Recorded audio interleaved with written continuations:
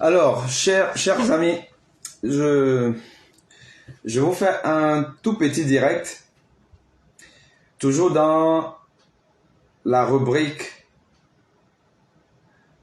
la formation médicale au Cameroun et les conséquences de cette formation médicale.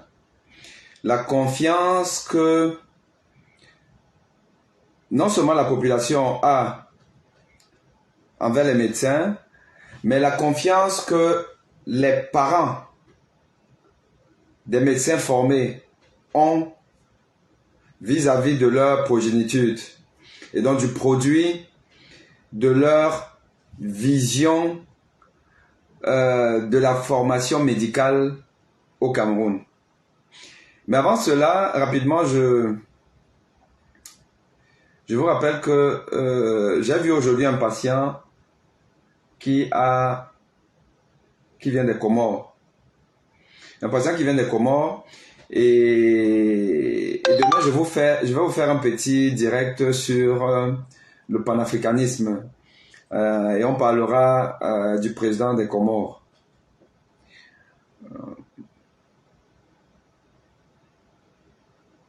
Alors, je vais vous raconter une anecdote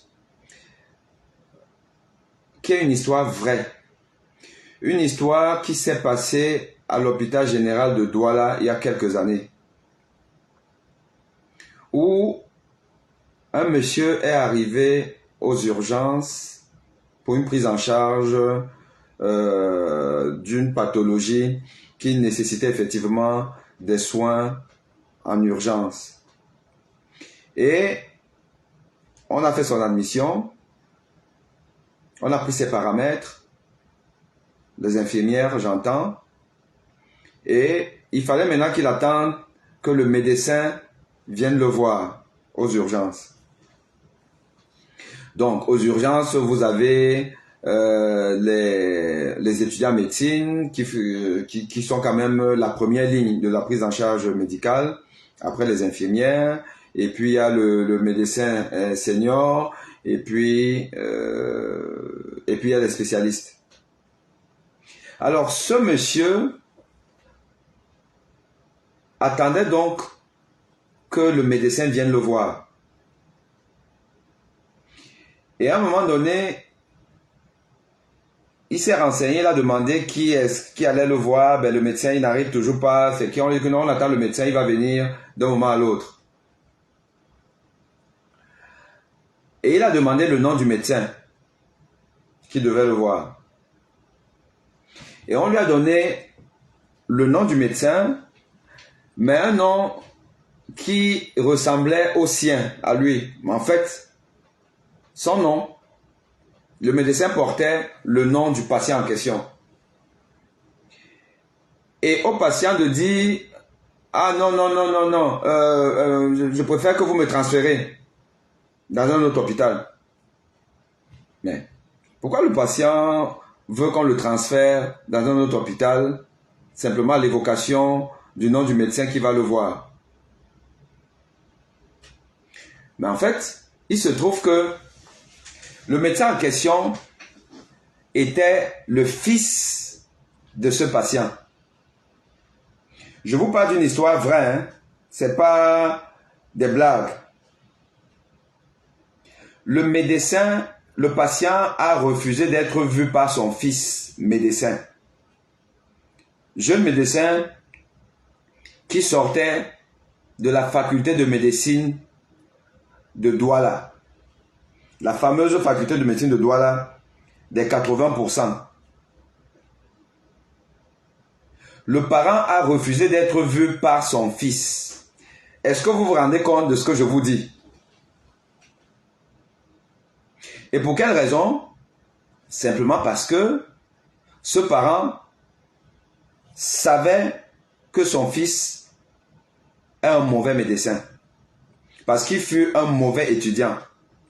Un étudiant 80%. Mais je tiens à vous rappeler que ce parent a fêté le diplôme de son fils. Parce que vous savez comment ça se passe à la période des soutenances de thèse et tout. Les familles sont là, après les gens prennent des photos, ainsi de suite là. Il a fêté le diplôme de son fils. Mais il a refusé que son fils le prenne en charge. Alors, cherchez l'erreur. Comment peut-on expliquer cela? Quelle grâce d'être soigné par son enfant. C'est-à-dire que par soi-même. Avoir investi tant d'argent, tant de sacrifices pour que votre enfant devienne un monsieur. Mais je pense que l'idéal serait même que son premier patient soit vous, son parent. Mais non. Le parent a demandé le transfert pour ne pas être pris en charge par son fils médecin. C'est ça donc la situation réelle au Cameroun, où vous avez aujourd'hui des parents qui ont déplacé le curseur de la morale, de l'éthique, du mérite. Des parents savent que leurs enfants n'ont pas la compétence, n'ont pas les capacités pour rentrer en faculté de médecine. Mais ils vont tout faire pour que ces enfants-là rentrent en faculté de médecine. Parce qu'au Cameroun, aujourd'hui, c'est pas compliqué, tout s'achète. Tout s'achète. Les places dans les grandes écoles s'achètent. Les places en faculté de médecine s'achètent. Et après, vous avancez, vous avancez, vous avancez, vous devenez médecin. De toute façon, vous n'allez pas soigner vos proches ou bien vos parents. Vous allez soigner les autres. Donc vous allez tuer les autres. Ce n'est pas un problème. Vous comprenez pourquoi lorsque j'ai parlé de la mauvaise formation des médecins au Cameroun, il y a eu une levée de bouclier de la population, d'une partie de la population. Il y a des gens qui se sont levés vent debout pour dire que je raconte des histoires. Parce que c'est des parents, des enfants absentéistes. Beaucoup de ces parents-là ont fustigé ma dénonciation parce qu'ils se sentent concernés. Vous avez une association qu'on appelle Association des anciens du lycée d'Edea et sympathisants, le CALED. Le CALED est une grosse association des anciens des lycées du Cameroun, donc notamment d'Edea, où dans le forum de cette association, qui est ma famille, parce que je suis un ancien du lycée d'Edea, c'est normalement ma famille, et je suis vraiment un doyen de ce lycée, l'un des doyens normalement de cette association. Il y a eu une levée de bouclier dans cette association. L'association s'est divisée en deux. Vous avez les pro-Aimé Boni. Quand je dis pro-Aimé Boni, c'est des gens qui défendent la cause soutenue par Aimé Boni, que les étudiants sont mal formés, ils sont absents, donc la qualité des produits est questionnable. Et vous avez des gens qui passaient leur temps à dire que oh, lui-même il sait rien, il est incompétent, il sait pas enseigner, il y a ces cours que les gens ne viennent pas, voilà. Quand on a dit que mais Baïbek a dit la même chose, non, c'est pas ce que Baïbek a dit, mais les gens viennent quand même au cours de Baïbek et tout là. Et quand vous allez regarder, parce que j'ai mené une petite enquête, les gens qui étaient en première ligne de cette fronde contre la dénonciation dont tout le monde connaît la véracité, vous avez des gens qui ont leurs enfants dans cette faculté. Le doyen de la faculté de Douala, c'est un Bassa. Et depuis qu'il est là, vous comprenez que le filon des Bassa, la filière Bassa, n'est pas la moins représentés. Et le Calais, les anciens, les Bassa, et les gens qui étaient vent debout contre moi là, sont tous des Bassa, qui ont leurs enfants dans cette faculté, qui préfèrent voir leurs enfants sortir avec des diplômes, mais un parchemin poussiéreux. Et prier Dieu de ne pas tomber malade un jour et être obligé d'être soigné par leur progéniture. Voilà comment le Cameroun fonctionne. C'est-à-dire que le Cameroun fonctionne comme au Far West. Comme au Far West. On pille tout, on bousille tout, on essaie de jongler comme on peut, on esquive les obstacles. Et si l'obstacle c'est son fils, on l'esquive, on demande d'aller être soigné par quelqu'un d'autre. Tant que on peut avancer comme ça là, ça va. Chacun vole à son niveau. Chacun pille à son niveau. Chacun pose des actes immoraux. Pose un acte immoral. Chacun pose un acte immoral à son niveau.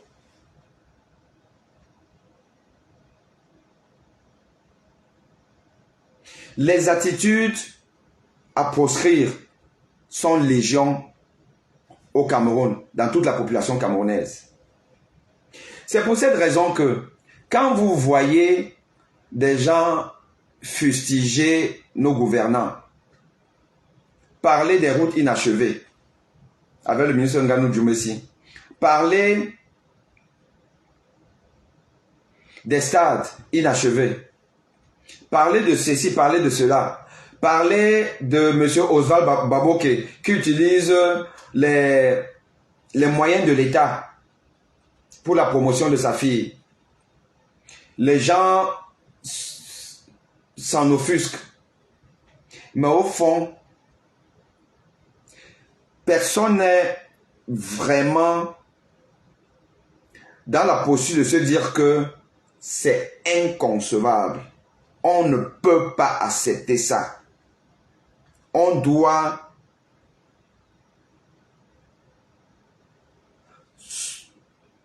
nous devons nous battre contre ça. Non. Parce que au fond, chacun de nous sait que il est un produit de ce système. Il, dans son quotidien, pose les mêmes actes. Il y a tellement de malveillance au Cameroun. Les gens sont tellement dans un déplacement du curseur de la morale que vous ne pouvez même pas vous imaginer à quel point nous avons un gap insurmontable. Au fond, on s'est adapté à vivre dans une société en déliquescence. Les faits divers aujourd'hui sont juste l'occasion de ne pas s'ennuyer, de bavarder, de faire le Congo ça, et puis au suivant. Parce qu'au fond, chacun de nous a son domaine de frappe. Chacun de nous a son domaine de frappe. Et les gens le savent. Je vais vous faire une émission sur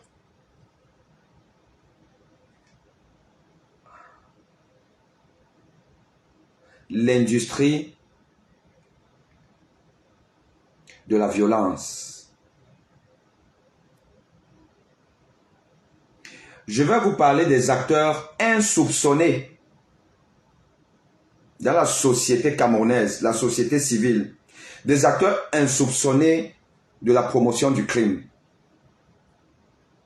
Des ONG, des avocats, qui le matin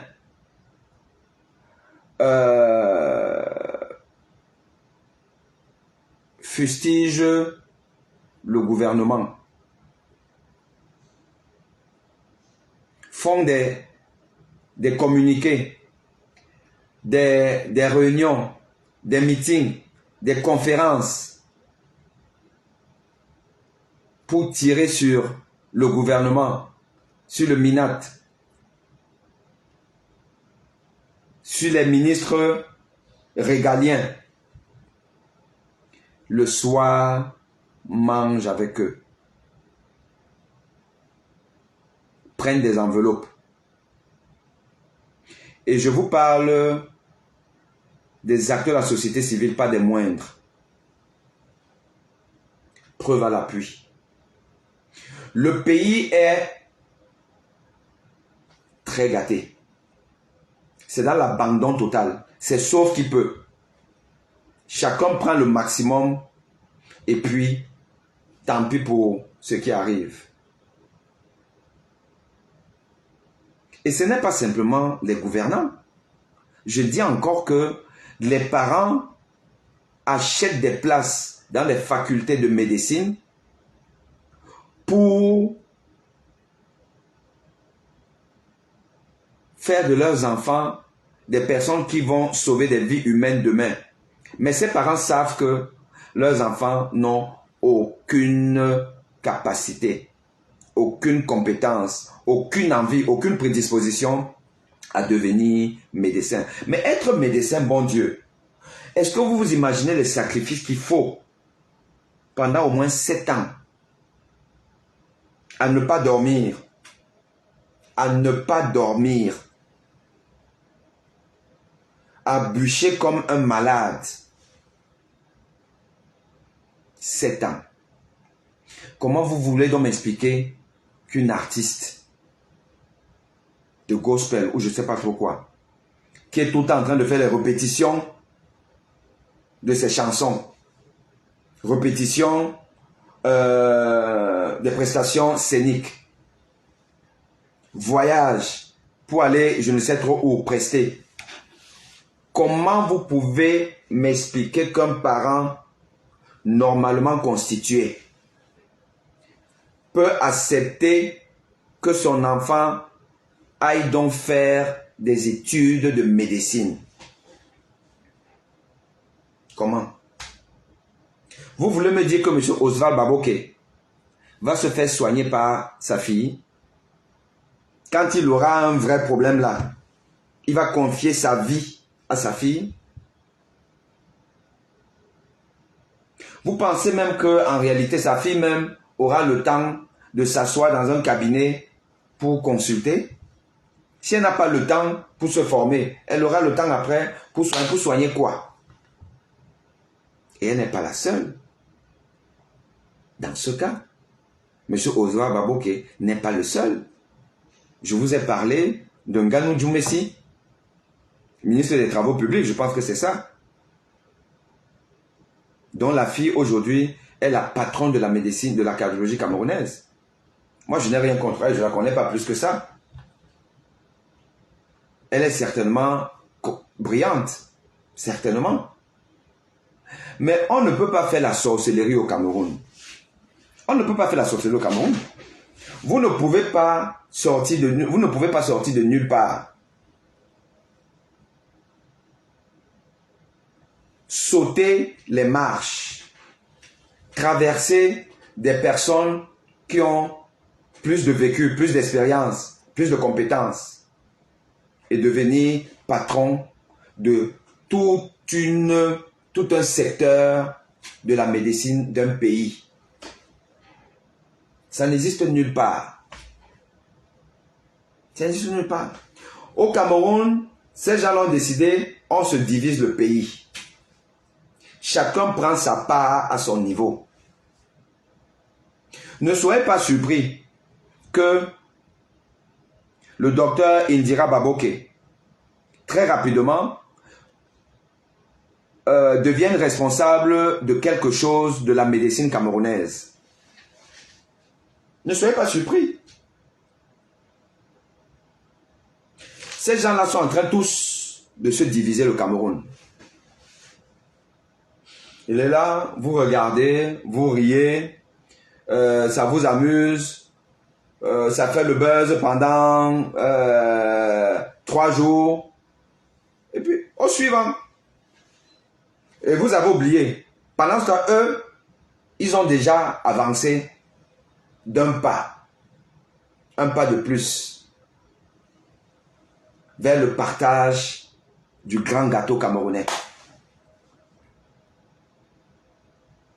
À tous les niveaux.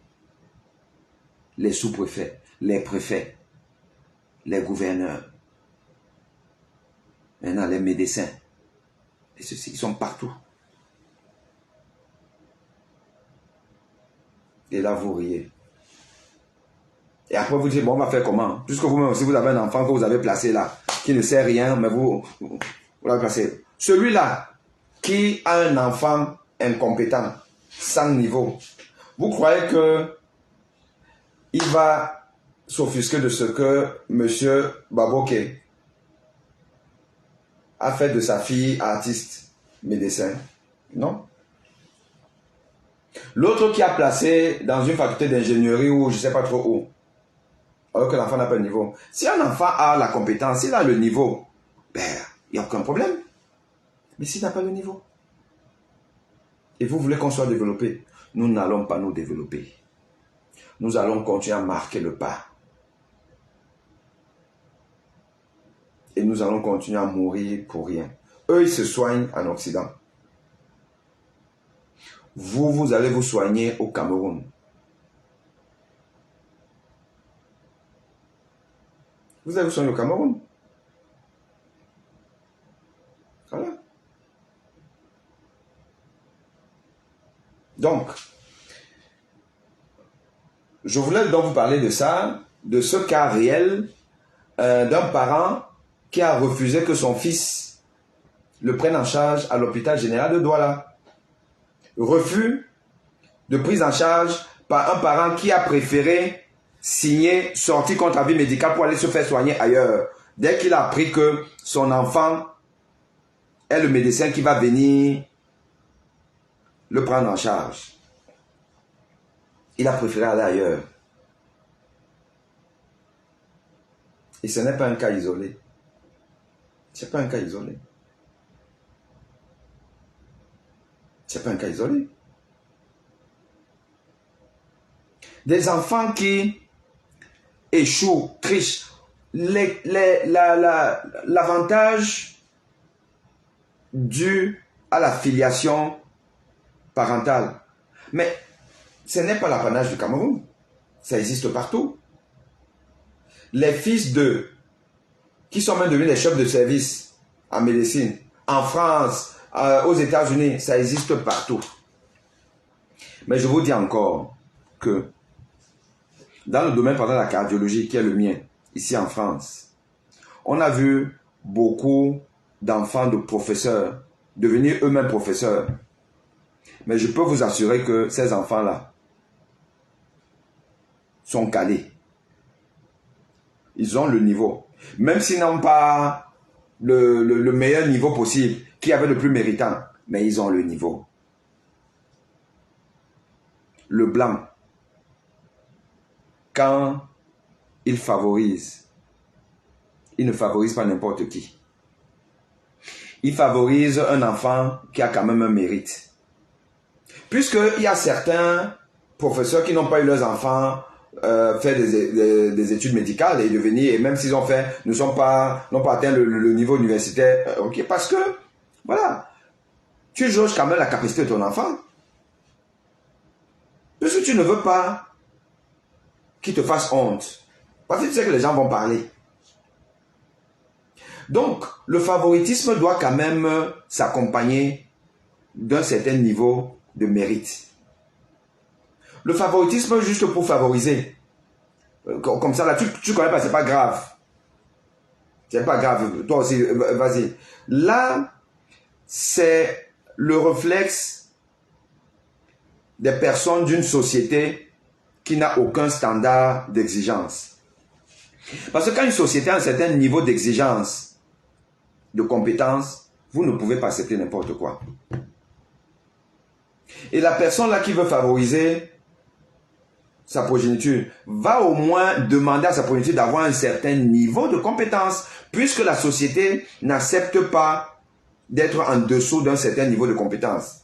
C'est ce qu'on appelle les standards exigés. Mais au Cameroun, il n'y a aucun standard. La preuve, j'ai appris que la fille ou les enfants du président étaient étudiants à l'école normale. C'est bien ça, non? Rappelez-moi. Bon. Vous comprenez?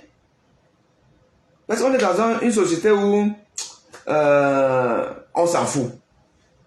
On s'en fout. Et pourquoi on s'en fout? Pourquoi les gens qui ont les privilèges s'en foutent, font n'importe quoi? Parce qu'ils savent que le peuple même là, il n'y a que des braqueurs. Il n'y a que des voleurs. Il n'y a que des gens qui aiment les contournements, qui aiment la vie facile. Donc qui n'ont aucun niveau d'exigence nécessaire pour annihiler toute velléité des gouvernants à faire n'importe quoi. Nous sommes dans une société de débandarde. Et ces gens-là le savent. Et c'est pour ça qu'ils continuent. Ils savent que vous allez bavarder. Voilà. Il n'y a pas les ambulances à l'hôpital de Kribi. On a parlé, l'hôpital, il n'y a pas d'ambulance, regardez, machin, truc là. Mais ils savent que bon, après ça, vous avez déjà oublié. On a déjà oublié l'affaire Samy le Noir et la mauvaise prise en charge. On a déjà oublié. On est déjà passé à autre chose. On attend maintenant le prochain scandale médical. On attend le prochain scandale médical. On va parler au suivant. Voilà, vous parlez là, vous dites machin, truc et tout ça là. Il faut bien, il se soigne en Suisse. Monsieur Osva Baboke, le jour il aura un bobo, sa fille va seulement lui servir d'accompagnatrice pour prendre l'avion et venir à l'hôpital américain. Débourser par jour 5 millions de francs CFA. Par jour, 5 millions de francs CFA à l'hôpital américain. Oui, elle va servir qu'à ça. Elle va servir à accompagner son papa. On va présenter, c'est le docteur. Ah oui, bon, il y a plus comme les docteurs. Donc les collègues ici en France, ils seront quand même avenants et tout. C'est tout.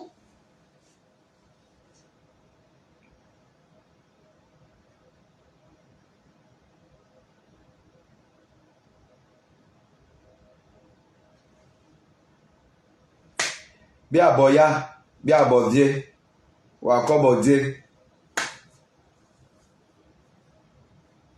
Oh. Le continent. Bon. Allez. C'était mon petit coup de gueule de ce soir. Je vous dis à très vite. Demain, je vous fais Azali Toumani ou machin truc là, président de Comores, actuel président de l'Union africaine, donc le patron de l'Afrique, qui a sur sa table un dossier chaud, le dossier du Niger.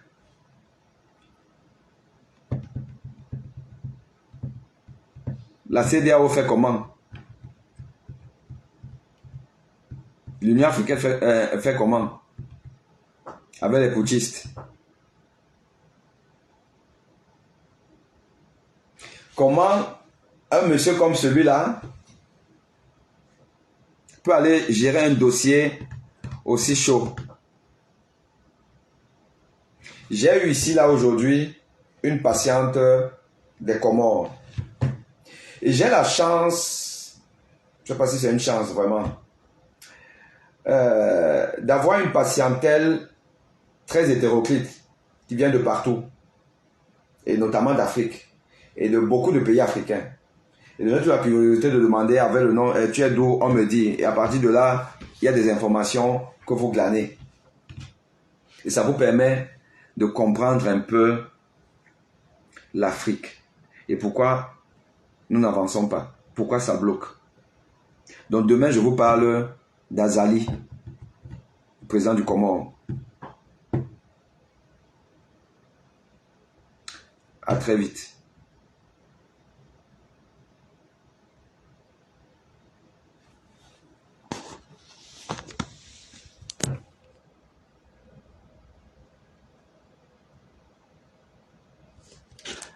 Alors, je vais peut-être regarder ça ici. Est-ce que ici, là...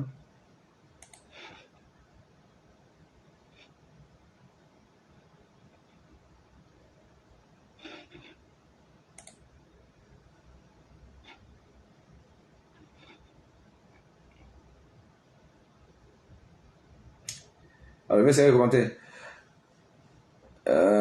Partageons le live. La CDAO menace pourquoi elle défend qui on parlera de ça demain. Pendant ce temps, la population est concentrée à des futilités au lieu de réclamer leurs droits les plus élémentaires. Ils vont tous crever. Bah oui. Oui, à l'ENAM. Ah, c'était à l'ENAM, hein, oui. C'est ça, les enfants du président de la République, c'est à l'ENAM. Bon. Un parent lui-même, c'est-à-dire que tu vois tes enfants. Tu vois tes enfants. Et tu vois l'école où tu vas aller mettre ton enfant. Toi, tu ne restes pas comme ça, là, tu te dis que non, quand même, mon enfant n'a pas le niveau. Et ce qui est étonnant, c'est que les parents qui font ça aujourd'hui, ils ont vécu dans un environnement, il y a encore une trentaine d'années, dans un environnement où les parents ne pouvaient pas accepter ça. Vraiment, c'était exceptionnel de voir un parent qui veut placer son enfant cancre. Ça n'existait pas. Ça n'existait pas. Moi, je me pose la question de savoir quand est-ce que la bascule s'est opérée. Quand est-ce que la bascule s'est opérée? C'est quand même extraordinaire. Si chaque parent maintenant, si chaque personne maintenant ne fait que positionner des camps, donc c'est-à-dire qu'on va être un pays géré que par des cancres. Ce qu'on appelle encore les ineptocrates. Quel est ce pays qui veut se développer grâce à l'ineptocratie? Mais c'est même quoi cette histoire? C'est quelle malchance ça? Le pays c'est comment?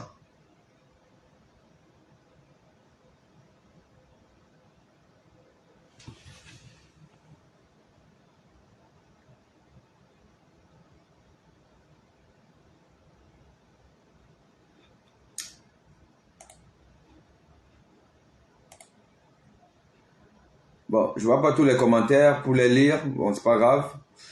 Ok. Allez, les amis, à bientôt. Ciao.